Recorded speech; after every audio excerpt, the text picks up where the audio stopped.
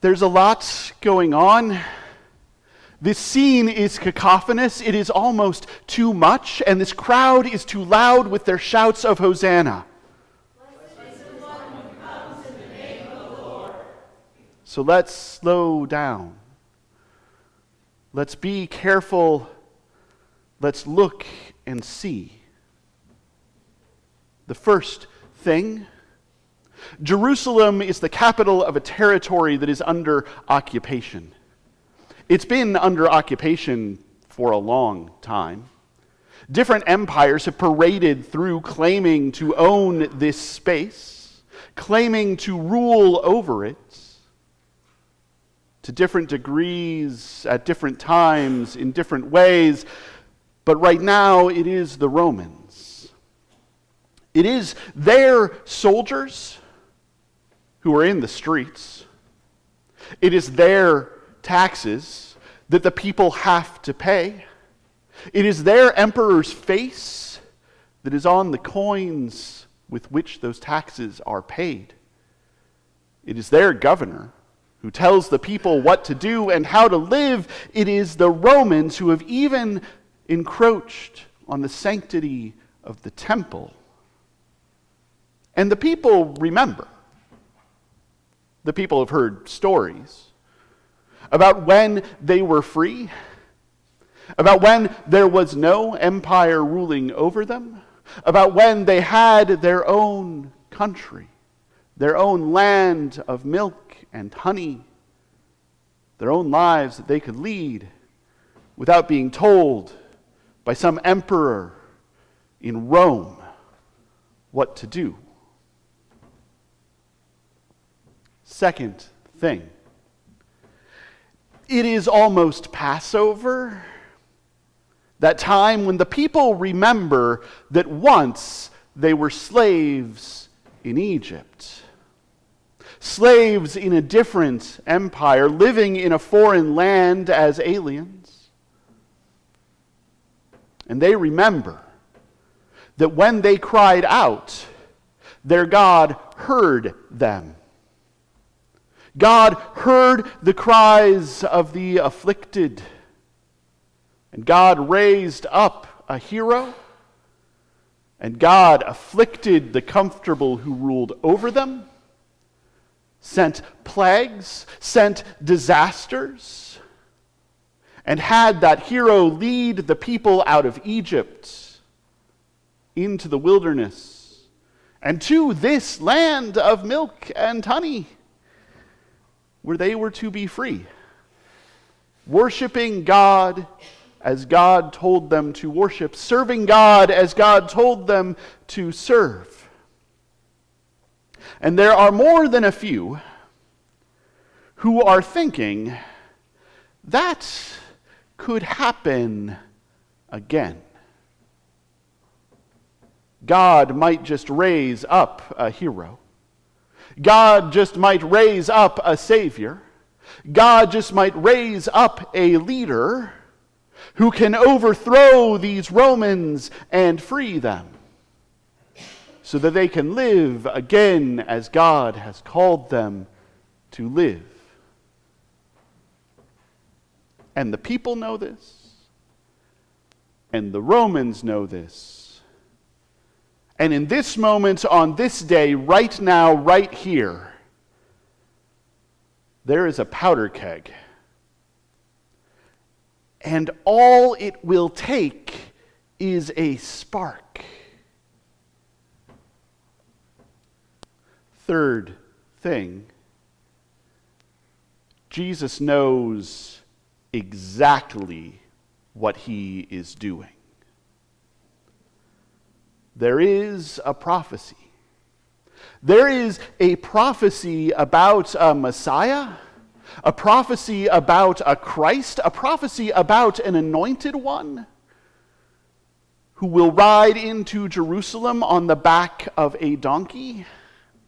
And the people will celebrate, and he will overthrow the empire. He will overthrow the powers of this world. He will overthrow the powers of sin and death and everything that makes life less, and the people will be free to live as God has called them to live. Jesus knows exactly what he is doing, and now in this moment, as he enacts this prophecy, on purpose. This is not a coincidence. This is not something that just kind of happened by chance. On purpose, having told his disciples to go and steal a donkey so that he could ride into town on it. Right now, Jesus is riding into town on the back of a donkey, fulfilling this prophecy in the sight of everyone, to the shouts from the crowd of Hosanna.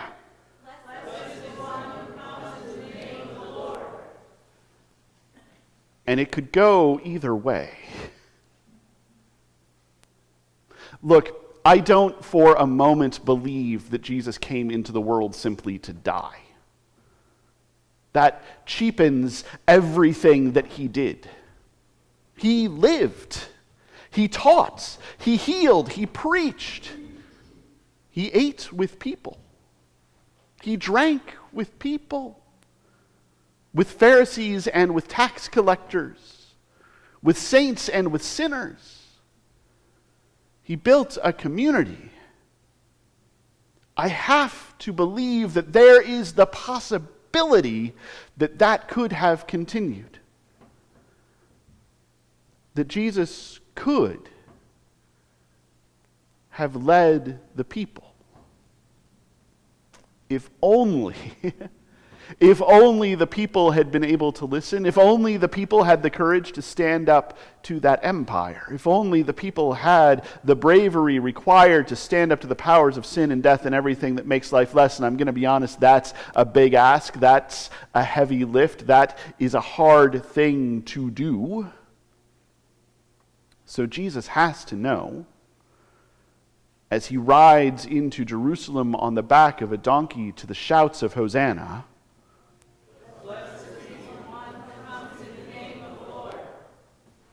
that there is a very good chance that he is not getting out of this week alive. The Romans are not going to be happy. The religious authorities who have made a kind of tense peace, a kind of okay collaboration, a kind of let's go along to get along sort of thing with the Romans, are not going to be happy. They've all settled into a kind of homeostasis. A kind of weird balance that is not just and is not fair and is not good, but at least is what they know.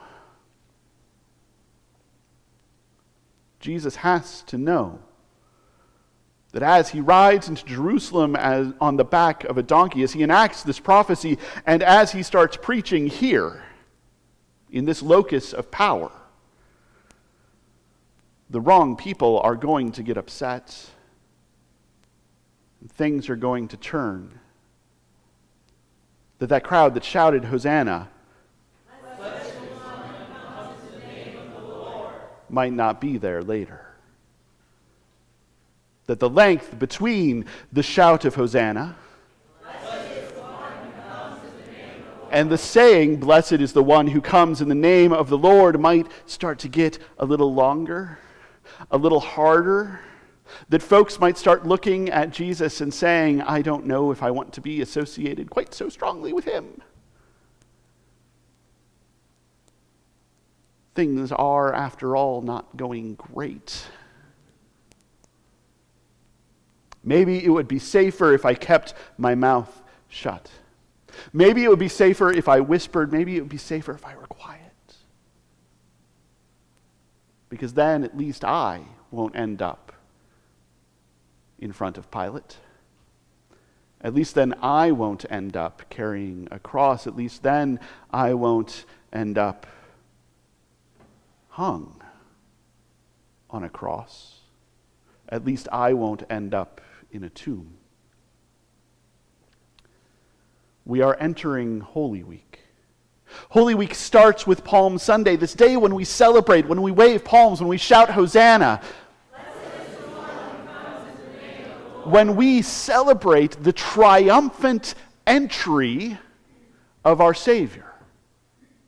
And it will end next Sunday with Easter, when Christ will step out of a tomb, when Christ will have defeated the powers of sin and death and everything that makes life less, when Christ will invite us fully and completely into new and abundant life. But between Palm Sunday and Easter is a bunch of trouble.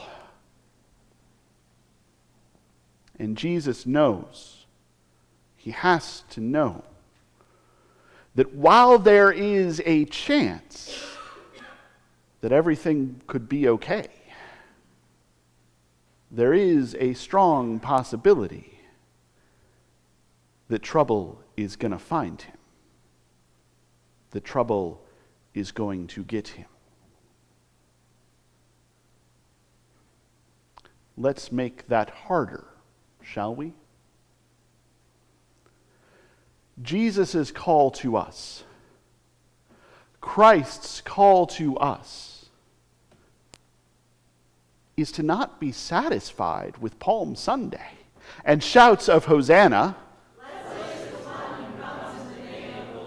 or even to be satisfied with Easter and coming out of the tomb. Christ's call to us is to follow him, to walk into that town right behind him,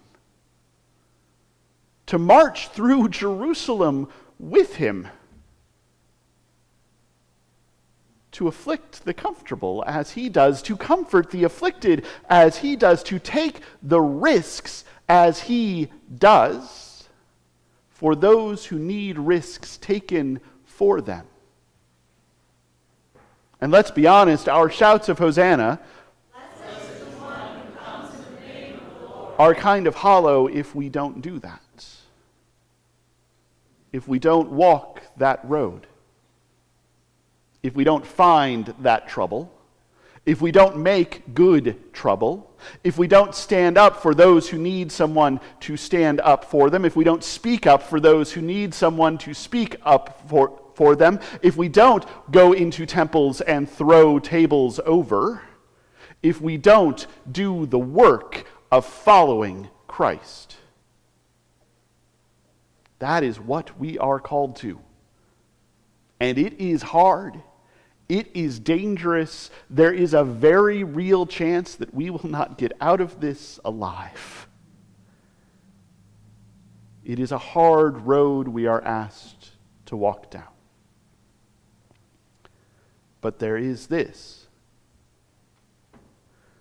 Later in this week, Christ is going to gather with his disciples and say words that we recite every first Sunday and on special holidays, and that we could recite every Sunday, that we could recite every day.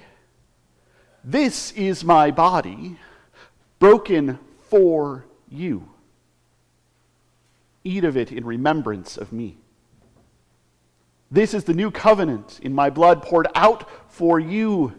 Drink this in remembrance of me. Let it fuel you. Let it be part of you. Because every day Jesus is the bread that we take on the road. Jesus is the bread for this journey.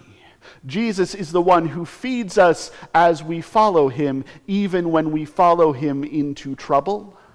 Even when we follow him into suffering, even when we follow him into risk-taking, even as we follow him into things that are wild and dangerous and, yes, full of grace for us, for others, for everyone.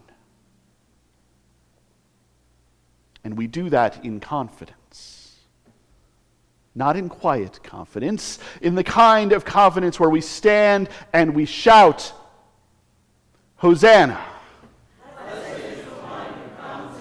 In the kind of confidence where we hear others shout, Hosanna. In the kind of confidence where we raise our voices as loudly as we can, all together shouting, Hosanna.